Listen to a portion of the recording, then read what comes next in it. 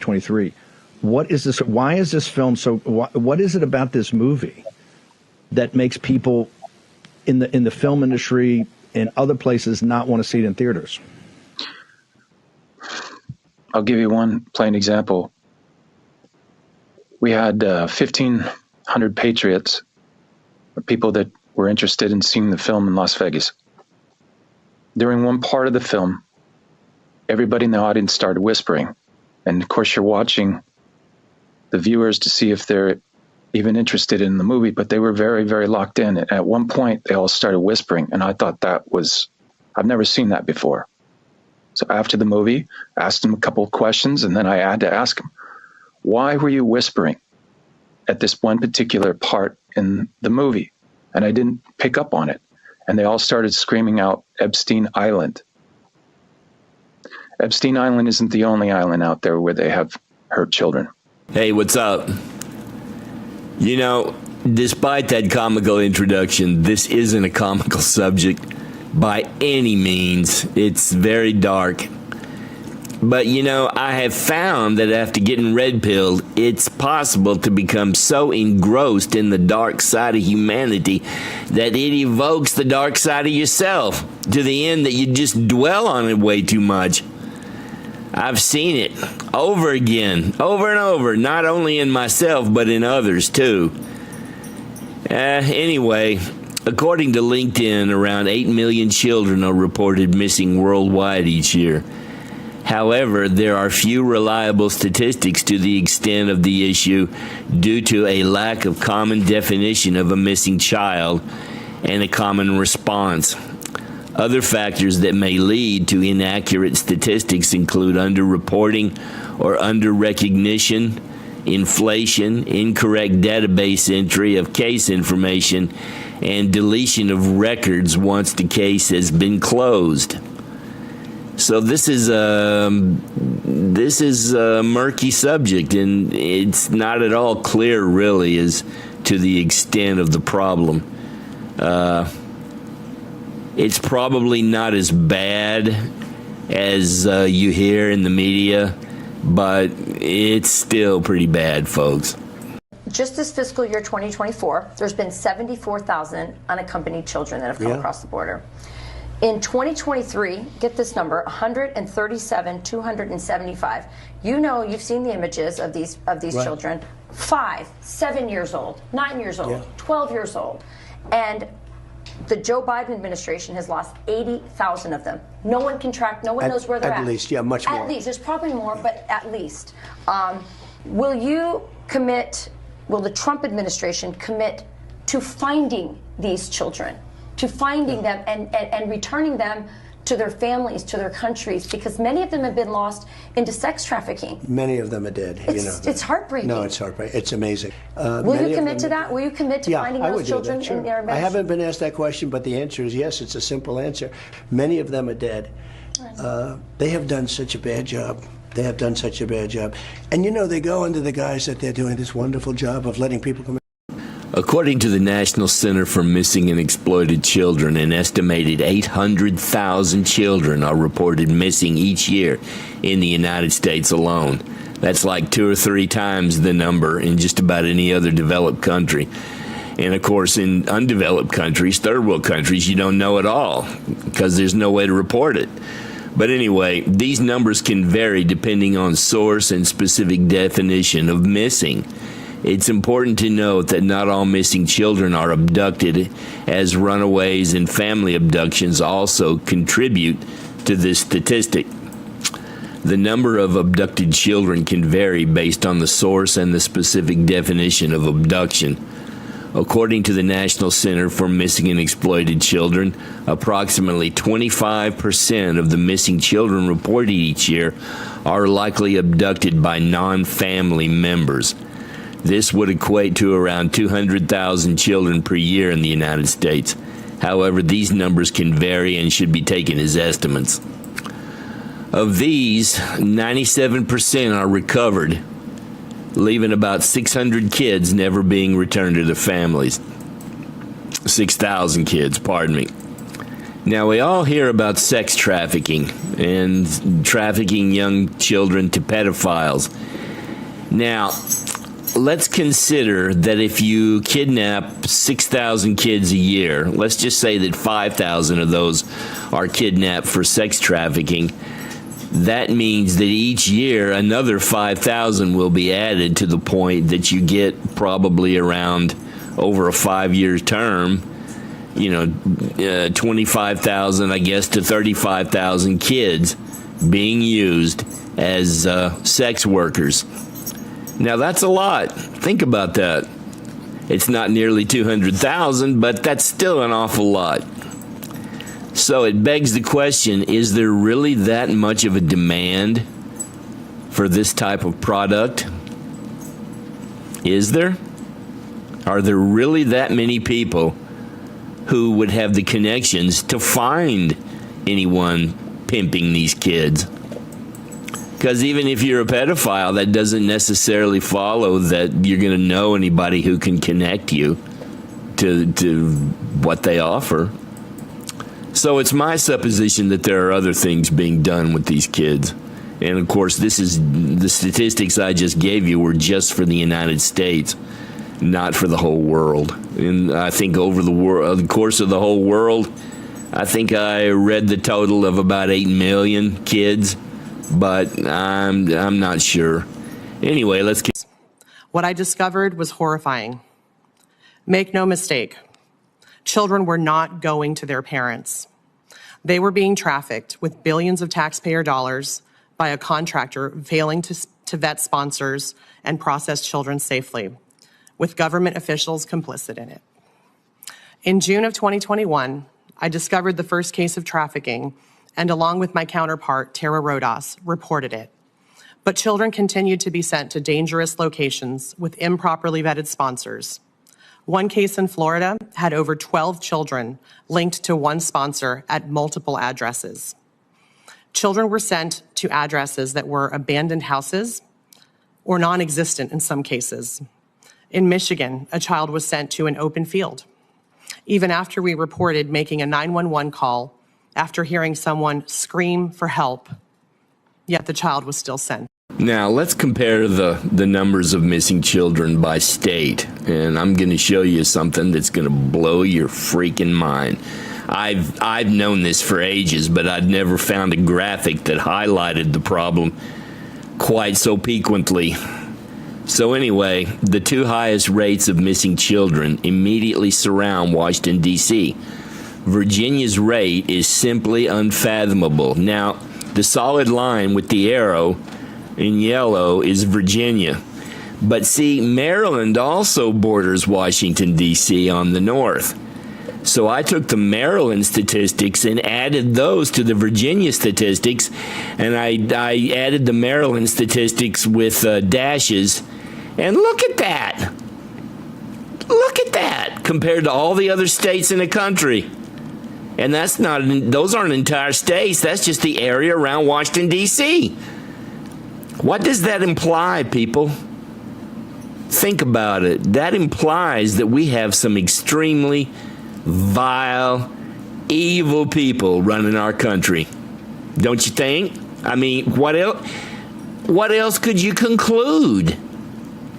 Now, as I said in the introduction, it's difficult to get accurate and current statistics on trafficking because generally only those survivors who are identified and rescued can be counted.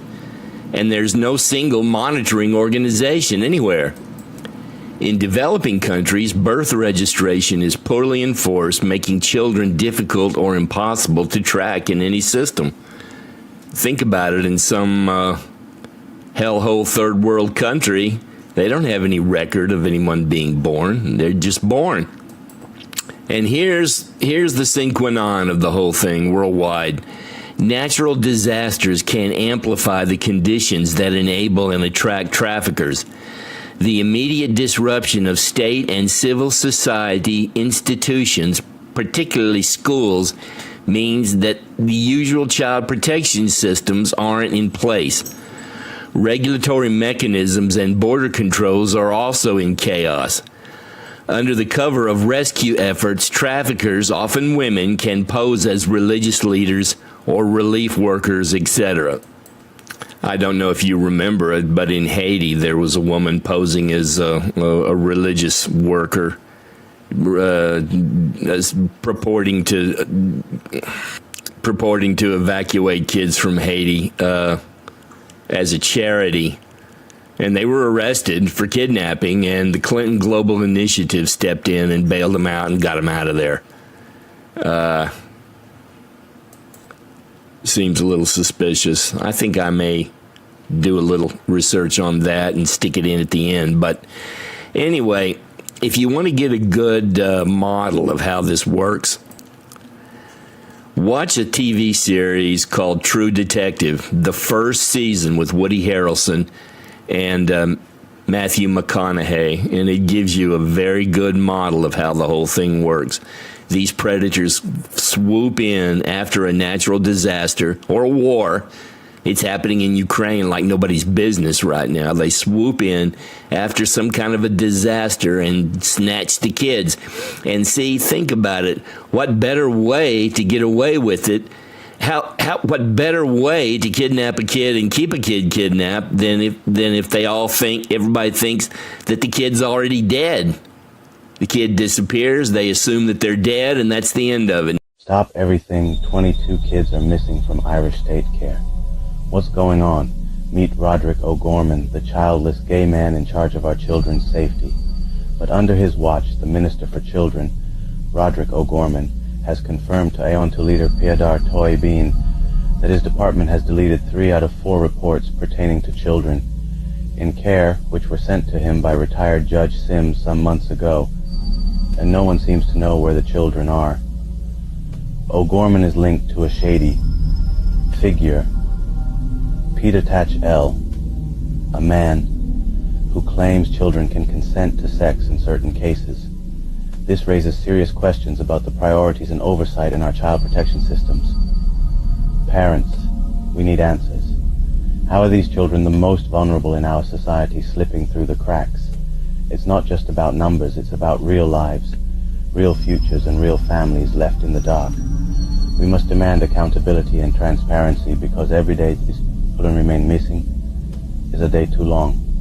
Now, could this sheer volume of kids all be kidnapped for sex work? Think about that. Per the reasons I've already given, I don't think so. There's something more to it. And it's kind of speculative, semi-speculative, but there's a much, much, much darker reason for all this. The trafficking of children for their organs and blood is a deeply disturbing and illegal practice. While it is difficult to find reliable statistics on the exact number of cases, there are documented instances of children being trafficked for organ and blood harvesting, particularly in developing countries. Organ trafficking involves the illegal removal of organs from a person, often through coercion or deception, and then selling them for transplant. Children are particularly vulnerable to this form of exploitation, to their physical vulnerability and the demand for healthy organs. Because after all, children are unpolluted. They don't have chemicals in their organs. They don't have drugs building up in their organs. They don't have fatty livers. And this next one is the one that I think is probably predominant.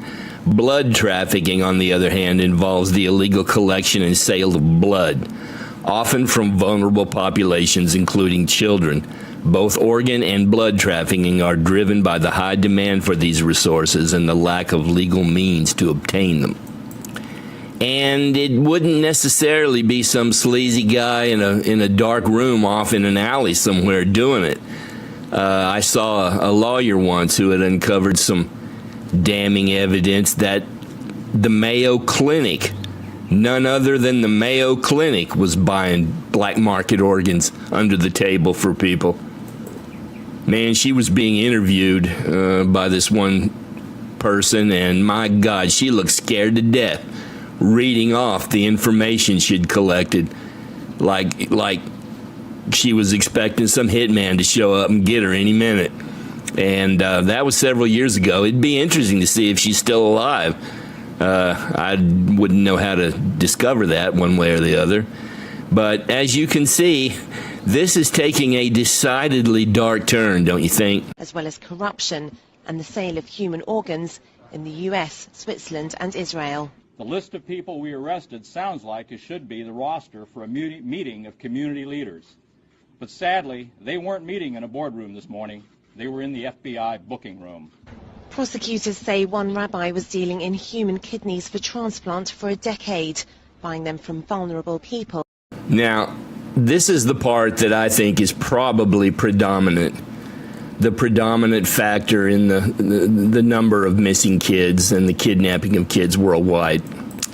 The science of young blood has been shown to rejuvenate the health of the elderly. Based on research from the 21st century alone, the modern science appears to support the widely held contention that young blood restores and regenerates health in older people. Though most studies have used mice, as of late, human blood and plasma supplied by youthful donors to the elderly through transfusions are further exploring and advancing the medical benefits, reversing the aging process, as well as applied treatment for a host of human diseases and maladies. And think of it, blood wouldn't have a great longevity. If you were transfused with blood, it wouldn't be very long before you'd want some more. You know, organs have a certain degree of longevity to them. You have them transplanted, and they'll last years, maybe forever. But blood, that wouldn't last so long. So you'd always have to be coming back to the well for more. And also, if you had a readily available supply of children from which to draw, why would you want to keep them around, the kids? If you kept them around, you'd have to feed them, clothe them, take care of them. It would seem to me that you'd probably just want to exsanguinate them completely and toss the bodies away and dispose of them, since you already had a readily available supply coming in anyway, constantly. And I've heard about this for a long time, too. People simply have all their blood completely replaced by the blood of children.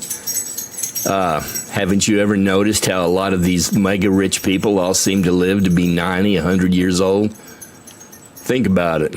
Why? David Rockefeller. He looked like a zombie when he finally died, like an old monster. He lived to be over 100. And why would you limit it to just old people? If you were super wealthy and young, wouldn't you go ahead and start doing it when you were young just to get the full impact? And then there's an even darker aspect to the whole thing. I couldn't find really very much information about it. However, there's a drug called adrenochrome that's floating around. There in the movie Fear and Loathing in Las Vegas with Johnny Depp, he supposedly took some adrenochrome and described it. It's a drug that's it comes from the blood of terrified children. You terrify the kids, scare the hell out of them before they die, and you harvest their blood, which is pumped full of adrenaline, and then you swallow the blood and you get a super high off of it, supposedly. I've heard about that, and I've tried to research it, and I really can't find a whole lot of information about it. However, there are some heavy hitters who say that it exists and it's being used all over the world. Shoot, I can think of a certain TV preacher who's pushing 90 years old, and he looks like he's probably 60. And I just can't help but think that's what's going on. He's an extremely wealthy man, and I'm not going to name the name, but you can probably think of who it would be. So anyway, there it is. The sheer numbers might not be as much as you've heard in the media, but so what? When you consider what's being done, does that make it any better? Heaven help us.